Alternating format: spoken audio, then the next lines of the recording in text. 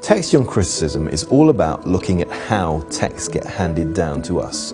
There are many scholars who work in textual criticism, and they have a wealth of material to act on. If a biblical scholar wants to see how, for example, translation over time has affected the process, you can go back to earlier manuscripts, and you can take a translation of the Bible, get to the manuscripts from which it was translated, the languages, and you've got this whole history of documents. We see scribes going through very rigorous and meticulous rituals to try to make sure that they preserve the accurate translation of this text coming down through the ages. If they'd copied one extra or one too few letters, they would tear up their copy and start again. They were that meticulous. It was handed down by Jews who cared about how they copied the Bible.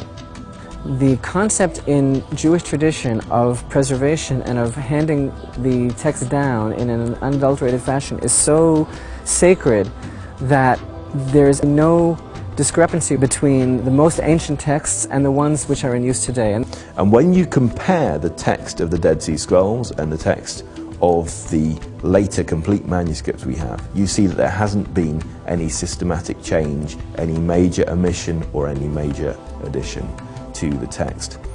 We have extremely old evidence that the Isaiah that we know today is the same Isaiah that they were reading back in first century Palestine. There's a big problem, yes, with the idea that the manuscripts had been corrupted before the time of Jesus, because Jesus certainly seems to have very happily used the book of Isaiah as we have it. He in fact reads out a scroll of Isaiah according to Luke chapter 4.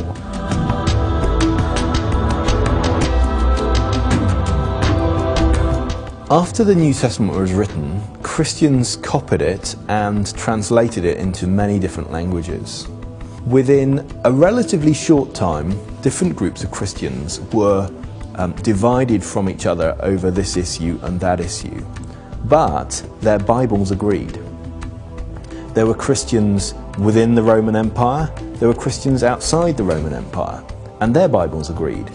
So you can't say that some church pressure or some political pressure has made people change their Bibles in the same way. They have taken away from the gospel of the Lamb many parts which are plain and most precious, and also many covenants of the Lord have they taken away.